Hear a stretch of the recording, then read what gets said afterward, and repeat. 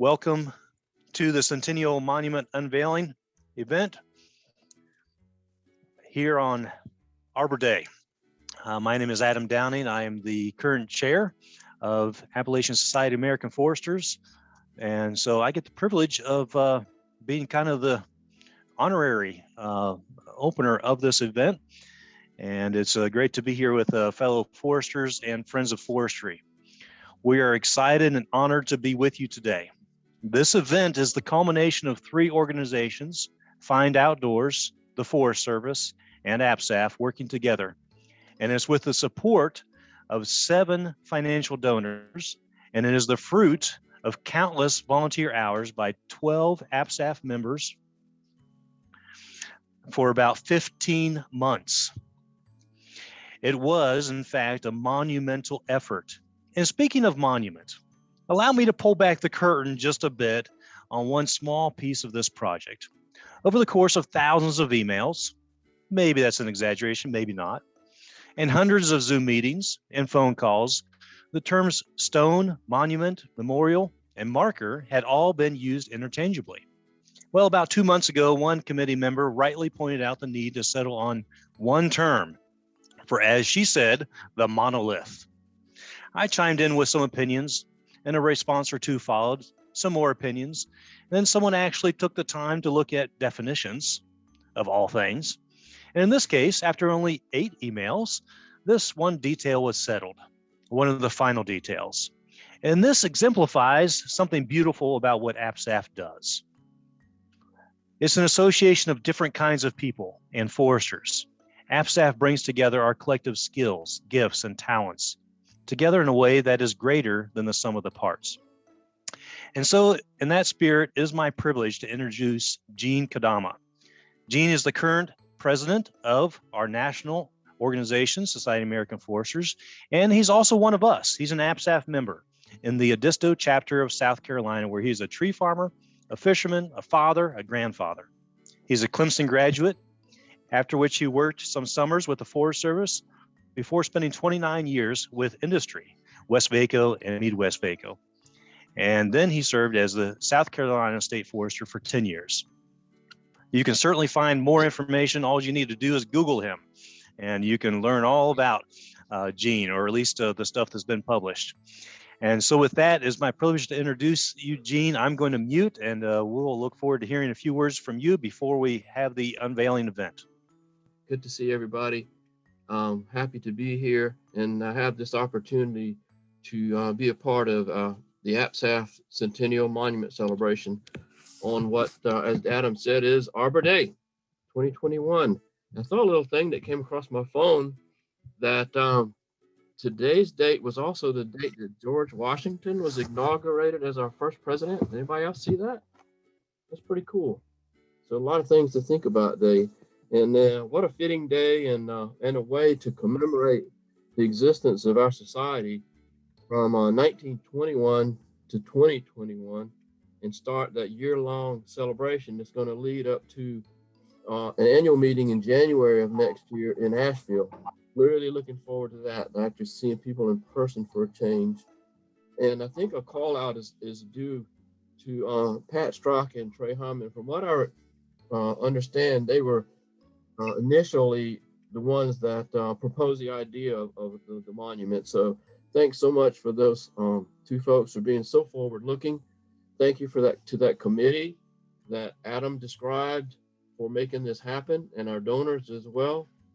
The Find Outdoors, which I wasn't really familiar with those folks, the Cradle of Forestry, and the U.S. Forest Service for partnering with us on this well worthwhile project. Thinking about that, what we're doing today really exemplifies what we do in forestry on a regular basis, and that's to address the needs of today with a celebration and a kickoff, while also taking care of future needs, which is a long-term recognition of this day for tomorrow's foresters and society in perpetuity. So we're really doing what we do on a regular basis, and I'm proud to be a part of that. I saw on the agenda that I want to speak about professional forest management, professional society, being SAF, and membership, and I'm happy to have that opportunity Just got off the third SAF board meeting to come into this call, and I got to jump right back on that one here, and as soon as I get off of here, because they're moving right ahead. We got Tammy as past president and Chris Maish as vice president there, and Terry as well to handle that meeting while I'm gone for a little bit here. But glad to have the opportunity to be here. On that first item that's on the list on the agenda, professional forest management. In my opinion, it can only come from a professional forester. How is he going to get professional forest management without a professional forester? And forestry, by definition, is a profession. In quote marks, I would say it's and this is from Oxford, I think, a paid occupation, especially one that involves prolonged training in a formal qualification. That fits us quite well. For more on this idea and this topic and concept, I would encourage you to reread our own Mike Wetzel's article on it. He put in the fall of 2020 issue of Trailblazer newsletter. He did a great job of explaining why forestry is truly a profession. And in some states like South Carolina, forest management advice to landowners can only be delivered from a registered forester, and that's a state law. Not just anybody can do that. And to have that registration, you got to have the education, you got to pass a test, you got to be vetted on your merits and values and dependability, and you got to receive continued training for registration renewals. So I'm happy to say that SAF is the primary source of the documentation of that training, and it's also one of the providers of that training, along with a lot of our other partners. And I've been proud to say, ever since my graduation from Clemson in forestry, that I'm a professional forester. And I remember my parents who never had the opportunity to go to college, they were inquiring about me, what does all this mean? What are you doing? And I was very happy to be able to say, this is what I'm doing, Mom and Dad, and my other family members. And it is a noble profession, N-O-B-L-E. And that was noted by Mike Wetzel when he wrote that Trailblazer article. He quoted something from a forestry client, and I think it was our own Bo Shaw's client, if I'm not mistaken. He was a retired Marine, and he said, forestry is the last noble profession. Now, the positive side is we're a noble profession. The downside is that the only one? Hopefully not. But anyway, he felt very strongly about forestry, as we all do. And I did not remember it until I saw Mike's article and reread it here recently, but I really like that because I've been calling forestry a noble profession for many years. And because noble means having or showing fine personal qualities or high moral principles and ideals. And so forestry really fits this definition very, very well. And I've been calling forestry an ideal industry for years as well. A season on that word that's in the definition of noble, because it does those three things that we commonly think about. It takes care of economic gain that's necessary to get through life. It cares for the environment and also cares for our society's requirements of forest.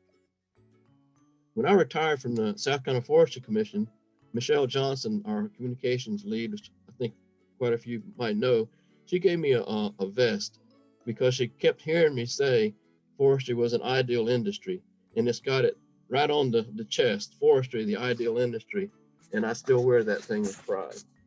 Thanks to Michelle. Then regarding the second topic item, which was the concept of a professional society, our SAF is certainly that. If you go back in history a little bit and look, and a lot of this came from the SAF website, so I could refresh myself on dates, but we know that George Vanderbilt hired Gifford Pinchot in 1889 to manage the forest at the Biltmore Estate. And then Congress passed the Forest Reserves Act in 1891. It created 40 million acres of forest reserves. To manage that, in 1897, Congress had passed the Organic Act as the way to manage those forest lands. 1897. In 1898, the Biltmore Forest School, the New York State College of Forestry at Cornell was started for forestry education, and Yale followed up 2 years later. So things started winding up pretty quickly to address the need for formal education, as is a part of our the word profession, or definition of profession. And there's a quote in there on the SAF website that's appropriate for this was Pinchot believed that high standards were essential to bring a level of dignity to this new profession that equal that of other professions. And I sincerely believe that forestry is equal in stature and equal in importance to society as is medicine, law, engineering, accounting, or any other profession you might want to think about. So, in response to those thoughts, Pinchot and 7 other foresters formed the SAF in 1900 while he was at the USDA. He was the first president from 1900 to 1908 and came back for another couple years, 1910 to 1911. And in 1935, SAF began forestry program accreditation that continues until this day. And that's to fulfill the desire of those founders to have high standards and a level of dignity that was equal to those other professions. So SAF has continued to serve as a gathering place for forestry through networking and getting together like we are today, as well as for other natural resource professionals. Keeps us up to date on forest science and forest management and what's going on in the world of forestry and beyond. And these early founders of forestry and its professionalism and those in SAF that have followed in their footsteps deserve a lot of credit for making that happen. And I'm pleased to see us doing that today for those that come behind us, because they had developed a profession, they maintained it, and they've protected it. They've also, along the way, protected and conserved the forest resource and its related ecological functions. Just think about that. If you did not have professional foresters out there, what would our forests look like today? Not anywhere near what they do. And third, they protected the public's interest, who own most of the country's forest land, and the public's interest in their own anything that's governmentally owned as well. So they protected what the public either owns or has a part ownership as a governmental ownership. And fourth, they've allowed those forests to retain the ability to meet society's needs for the today and the future needs for wood products and all the other values that come from forests. So, oh yeah, we have a professional for forestry society. It is SAF, and it is effective, and we can be right proud of that. And finally, regarding society membership, this is a topic I feel very strongly about, and it needs attention. And some efforts have been made over the years to address it. But the fact of the matter is the membership's been declining steadily for decades, over a 40-year period. Around 1980, it was about 22,000. 1990, 18,000. Year 2000, it was 17,000. Year 2010, 13,000. In 2020, it was just a little over 9,000 members. So that's a dramatic change. If you look at that chart, there's almost no blips in it. It's just gradually going down the page. And we've asked the question many times about, well, why is that? What are the major reasons? And we've talked about a lot of them, but I'll just share some with you that I think have had a significant impact on that. And one, which I'm very familiar with, and some of you that are on this call, is a decline and the disappearance of most of the major vertically integrated forest products companies who were very, very strong supporters of SAF and other associations. Then we have the retirements of the baby boomer generation, that stand table that shows all our foresters, and it has this big bump in it. That's a lot of us that are on this call today as we move across the page to the right, and we're going out, and there aren't that many, the same number coming back in as we move out of forestry. Then there's been an increased interest in a thing I just characterize as environmental management or environmental sciences rather than a degree in traditional forestry. And that's changed the demographics, I think. Then there's something else out there and I cannot keep up with the X generations and the Ys and the Zs and all those, but we do know that there's a lot less interest in professional associations. And this is true across the board with all professions, by the new generation of foresters who would rather do things on the internet or do it virtually rather than being a member of an association. So we're not sure about what the right number truly is, but we can see that we want to stop and reverse that decline. that would be something that I think would be well worth doing and is the right thing to do. It's going to take some effort beyond what we have been doing. So SAF is initiating a membership drive this year. And when you talk about this, what is the value? How do I talk about that? And SAF is going to put together some materials so that each of us will be well versed on that and be able to have something in our hand or on a computer so that we can go out and start recruiting folks into the society and bring some back that might have left, and be able to keep those in there as they retire. As retirees, we need to hang in there, because that's the profession that allowed us to retire, I suspect. So we'll be kicking that off, and you'll be hearing more about that here in the very near future. The goal is going to be to increase membership, and to go back above that 9,000 level. And to do that, we got to recover from a decline. So it's not only the ones you capture, but we got to stop the decline. So you got two numbers going on there, a negative number and a positive number that we'll be going after. So you'll be provided with some more information on that. And I want to ask that you and all others help us to work on that, to get this trend changed back to a positive one. I am confident that we can do that. Very, very confident. In conclusion, I'm really happy to be with you today to place the Centennial Monument, to get the white oak planted on the grounds of the Cradle of Forestry, where our noble, emphasize that word, profession got its start.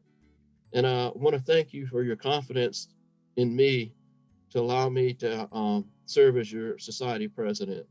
And if you would, like everybody that's talked to, is to respond to a paraphrase from John F. Kennedy, who talked about our country one time. But let's all ask ourselves what we can do for our profession and what we can do for SAF, and a little bit less about what it can do for us. We get a lot of complaints about little nitpicking things, but in the big scheme of things, we need to be working for our profession, making it better, not only for those that are here today, but those in the future, and think a little bit less about ourselves and more about and others. So I think that would head us off in the right direction. And our profession, people ask me, said, well, what are you getting paid to be the president of Society of American Forestry and spending all this time? And the answer is, I got paid for 40 some years. I've already been paid many times over. And everything that I have, and my family, and everything that's sitting right out of my yard here, I'm looking out the window at my tree farm, that came from the forestry profession. And so it's time to try to give back, to make sure that profession stays strong, make sure SAF stays strong, so that we'll be there into the future, as well as our monument and our tree. So thanks for the opportunity to be here. What we do today will allow us to continue into the future to practice science-based, sustainable forestry, make those forests and forestry better for future generations. And thank you very much for the opportunity to be with you. Thank you for those words again. And so I'll ask Jennifer Gagnon to go ahead and bring up the video, which will be our official unveiling event. And there will be some comments that are provided afterwards by several people. It'll be moderated by Susan Gwynn, who's our chair-elect. And then I'll wrap things up after that. So stay with us here. More fun to come.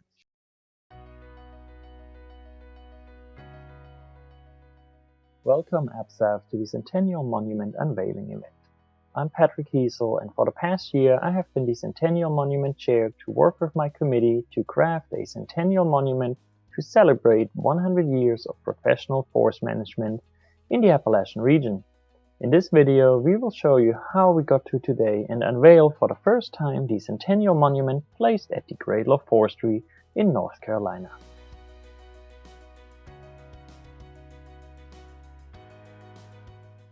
At the beginning, there was a dream. Planning for the APSAF Centennial meeting began at the APSAF Winter Meeting in Charlottesville in 2017 with an idea brought forward by Pat Strucker and Trey Hyman to create a granite monument to celebrate our centennial not only in 2021 but for the years to come. The dream was for the monument to become a destination for foresters to visit and to serve in an educational capacity for the public. This idea was a dream until the APSAF winter meeting in Norfolk, Virginia in 2020, where the right people started to brainstorm some more about this monument. Thanks to the tenacity and support from Mary Morrison, we received approval from the U.S. Forest Service to place a monument at the Cradle of Forestry in Pisgah Forest, North Carolina. Patrick Hiesel served on the board of directors for Find Outdoors, formerly the Cradle of Forestry in America Interpretive Association, and secured support from their staff to help with the installation and maintenance of a monument at the Cradle of Forestry. Shortly after the winter meeting, a location for the monument was selected immediately outside the visitor center at the Cradle of Forestry. Since then, many thoughts on design and wording have gone into drafting a monument adequate to celebrate 100 years of professional forest management, and by January of 2021, we had a final rendering of the monument and its wording.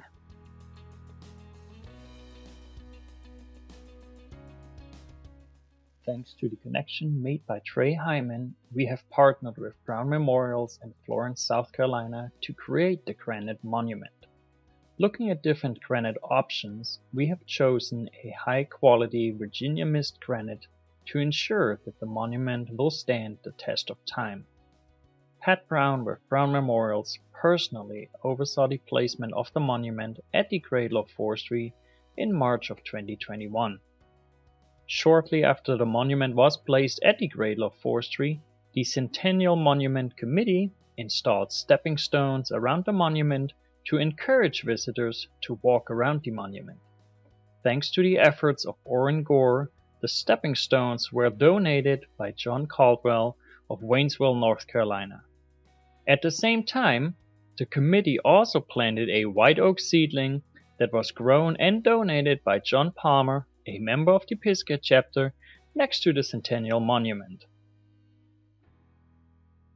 A smaller granite marker donated by Pat Brown was placed next to the white oak seedling to provide the common and scientific names to visitors.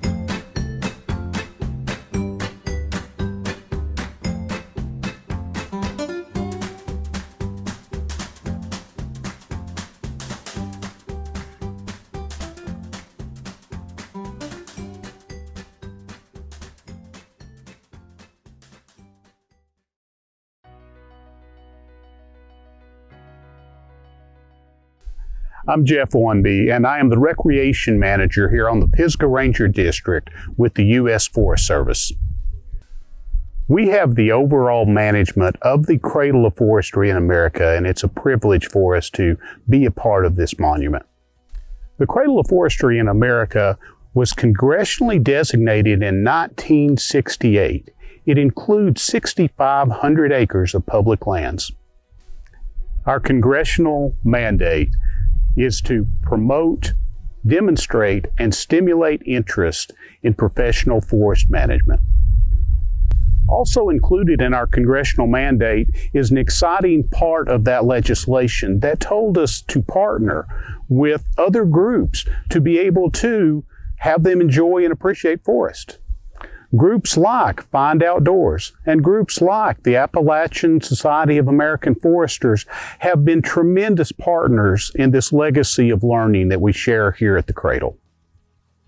My name is Clay Wooldridge, and I'm the Education Director for Find Outdoors.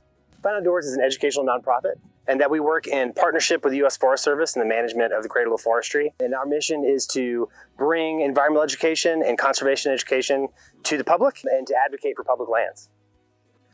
The Cradle of Forestry is the birthplace of forestry education in America, and Find Outdoors works with the U.S. Forest Service to continue that tradition to bring conservation and environmental education to the public. Forestry education is central to the mission of Find Outdoors here at the Cradle of Forestry.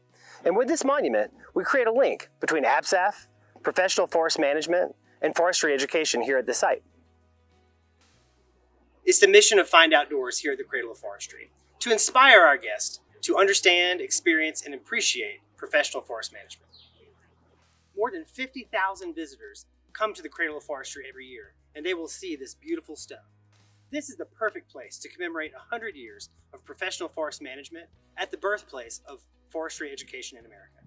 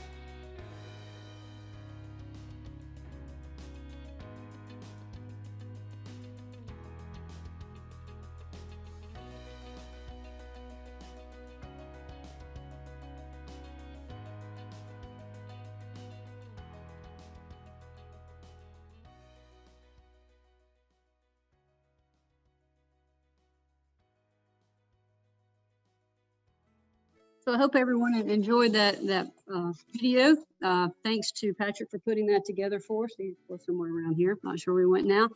But now we're going to hear from a couple of folks with Forest Service that we would like to introduce. Our first one is going to be James Melonas. He is the Forest Supervisor for National Forest of North Carolina. And he's going to be representing Ken Arney today that could not join us. So James, if you're ready to speak with us, we'd like to hear from you. Hi, everybody. I'm James Melonas. I'm the Forest Supervisor for the National Forests in North Carolina. As you all might know, we have 4 national forests here in North Carolina that we manage, the Pisgah, Nantahala, Uwharrie, and Croatan, from the mountains to the sea. And so very glad to be here with you all. And of course, we're the home of the Cradle of Forestry on the Pisgah National Forest in Western North Carolina. And it's a pleasure for me to be here with you all today. You know, it's fitting that we're celebrating another historical moment for forestry in the birthplace of forestry in America. So it's a pretty cool thing to be here with y'all. The Pisgah National Forest itself was actually established in 1916. And we're here to recognize the first official meeting of the Appalachian Society of American Foresters 100 years ago. This monument and this moment will forever be acknowledged with this new monument unveiled here today. That was a really cool video to see how that came to be. The SAF and the Forest Service share several historical connections. The one being, as Gene mentioned, that our first chief of the Forest Service was Gifford Pinchot, who was also the founder of the Society of American Foresters and served as the first president. It is said that when Pinchot was named chief of the Forestry Division in 1898, before the formation of the Forest Service, he changed his title from chief to forester, saying that there were too many chiefs in DC, but only one forester. And so I like to think that his decision to do that was on his passion for the budding Forest Service and his pride in being a forester, like many of us here today. We share such an important relationship with SAF. So many employees of the Forest Service are SAF members and participated in college in their forestry schools through that process, and that common heritage continues to bring us together through the regional and national hiring and recruitment events that we work with SAF on. I've been able to bring on a lot of incredible employees into the Forest Service through those programs. So it's so cool to see that new generation of foresters come into the Forest Service. So I want to thank you all for putting this event together, and thanks for letting me be a part of that. I do want to acknowledge that our regional forester, Ken Arney, regrets that he wasn't able to be here today, but I'm happy to be here on his behalf, and looking forward to seeing folks up at the cradle and enjoying that new monument. So thanks. Thanks, James. We appreciate you being here today and joining us and saying those words. And next, we're going to hear from Dr. Rob Daldrick, who is the director of the USDA Forest Southern Research Station located in Asheville, North Carolina. Rob oversees all station operations, including 16 research units at 20 locations across 13 southern states, so I imagine he's fairly busy. He is a plant pathologist, geneticist, and mycologist, and has published extensively on conifer rust and pine genetics. So Dr. Daldrick, thank you for taking the time out of your schedule to join. So good afternoon to everybody. I want to echo my sentiments. As James did, I'm honored to be a part of this event. I see Adam's, I think Adam is standing in the conference room at the cradle. Yeah, good. So somebody's got to be there, doggone it. If we can't all be there, Adam's there, that's good. I appreciate Gene. Gene and I, just a quick go back with Gene. I see he's gone, so I can tell the story real quick. Gene and I co-competed for a set of custom flies, fly fishing flies, at a Southern Group of State Foresters meeting. And although we never got to fish together, we shared those flies for quite some time. And I noticed he grinned when he looked at me. I think he ended up with all of them. So he owes me some of those flies back at some point. Thanks to Clay, and again, thanks to Susan. This is a very significant occasion, and I'm sure you guys are all aware of how important SAF has been to the forests of the Southern Appalachians and elsewhere in the South and in the country. I reflect back, and James mentioned Pinchot, and certainly much of the landscape that he's now entrusted with came from the Vanderbilts, and that connection back to Pinchot is obvious. And I'm sure you all have seen some of those moonscapes, I call them, that used to be shared with me by Bill Alexander, who was the landscape architect there at the Biltmore. It was always his joy to reflect back to visitors when they'd say how wonderful and this old growth pristine forest was that was around the Vanderbilt estate and was the Pisgah. He would readily share those photographs with those visitors, reminding them that without forests management, without good forest science, those forests would not be what they see today. The Centennial Monument is an interesting, and the fact that SAF is at this juncture in their history is important for another reason for me, and I'll just tell you real quick. This is also the centennial of forestry research in the Southern Forest. The station will be celebrating 100 years this summer, as you guys will be celebrating throughout the year, I expect, this centennial. And so I look forward to sharing with you all some of the history. We had a meeting here the last couple of days, and the lead for our centennial event is Don Bragg over in Arkansas. Some of you may know Don, but he shared with us over the last 3 days at our management council meeting, oh gosh, multiple slides of forest and forest management over the last 100 years and the forest science that's associated with that. One of them that Susan mentioned, that my role as a geneticist pathologist, I worked closely with the Chestnut Foundation in constructing the first genetic maps and helping the Chestnut Foundation with their restoration activities. And although you planted a white oak, it would have been nice to have had a chestnut somewhere nearby as well. Maybe we'll get there in the next 100 years. We'll have one that's got enough resistance, we can put it out there and you're not planting a shrub.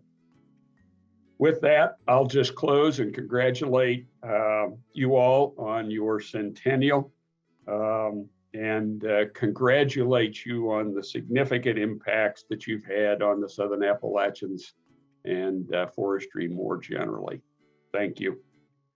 Thank you, Rob and James, both. We appreciate you joining us today and giving us that history of the Forest Service research station as well.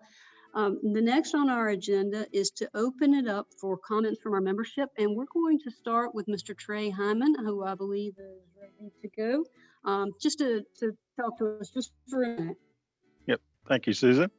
It was said earlier, this project started a couple of years ago, but I like to think that the chunk of granite that we got from Virginia has been laying in wait for us for 1,000 years or so, or probably much longer, waiting on the glaciers to retreat and the forest to form that became the Appalachian forest that our organization is all about managing.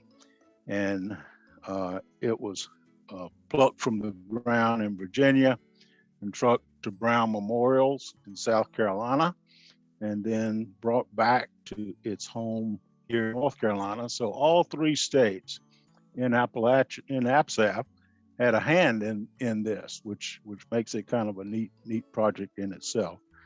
And the morning the stone arrived up here, which was May 11 this year, about 10:30 in the morning, and we started mixing up the aggregate for the pedestal, granite-based pedestal that this thing rests on now. I started thinking about the footing that all our forebears had left for us to form this organization that would last 100 years. And so I like to think that the spirits of all those forebears were part of that aggregate. And as the stone was being lifted off of the truck and lowered down, I thought that the wonderful prose by Jamie Lewis that is carved into the stone, and the artistic genius of Brand Oswalt, the designer at Brown Memorial, and all of our ideas were coming together, and then once it was placed down, there it was, and it sits today, and it's a beautiful thing that we've done. And then, of course, we planted a white oak seedling that was carefully nurtured by John Palmer behind it. So it made it together an extraordinary memorial to forestry and to APSAF. And the cradle is, sort of our home place, and it's a place where we can reflect on the origin of forestry and our profession. And it's also a place to be inspired about the future. And I think inherent in our profession and our creed is that we leave a place better than we found it. And I think we've certainly done that today. And so I'd like to dedicate the monument and to all of the men and women foresters that came before us, in whose footsteps we follow, and to those who will follow in ours. So I want to thank all the folks that had a hand in doing this project, those mentioned, unmentioned, and seen and unseen. And especially thank Pat Straka. She's if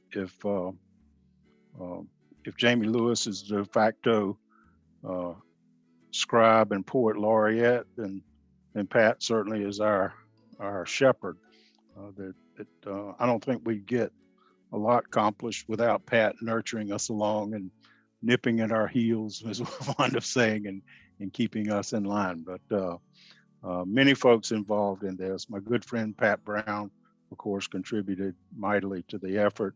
Our chair of the committee, Patrick Heasel, and again, all the people I've mentioned or forgot to mention.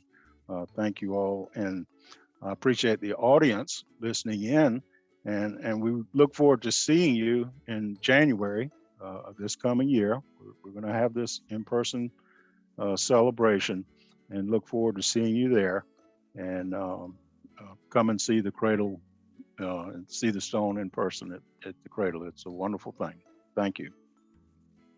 Situations like this, it's hard to know how to wrap things up. You just want to keep on going on with the gratitude to the many people who have made it happen. And there are certainly many, but we have a lot to be proud of as we stand on the shoulders of those foresters who went before us and started something that continues today. Any organization that maintains relevance and vitality for 100 years is a testament to a critical mission, engaged members, and past leadership. As forest professionals, we routinely think and plan for the next century to ensure future generations have the myriad of goods and services that the region's forests provide and upon which society depends. The placement of our Centennial, this is all of us, our Centennial Monument and commemorative tree will serve as enduring reminders of the role that Appalachian Society of American Foresters plays in this community of professionals, as well as the history and culture of the region. Wrapping up, I hope you have enjoyed this installment of our Centennial Year celebration. We're going to party all year long, which will culminate in Asheville, North Carolina on January 26th through 28th for our annual conference, which I hope you will be at. Please mark your calendars. Figure out how you can plan to participate. Check the website for details. Read the Trailblazer newsletter. Two last things. The raffle ticket sales, which we began in January, virtual for the first time ever, and which Pat Strzok has been carefully cataloging. This will conclude today at 5 p.m., which means you still have time to go to the website and purchase your chance at a free registration for the annual meeting and 2 room nights. And finally, while the APSAF monument is the formal designation, we may lose track of that word. It's not easier than monolith, but it's harder than stone. And no matter what you call it, you should be proud of it, as it represents a legacy we are all proud to be part of. I'm proud. I'm proud of this stone and proud to be a forester with you. Thanks for joining us today.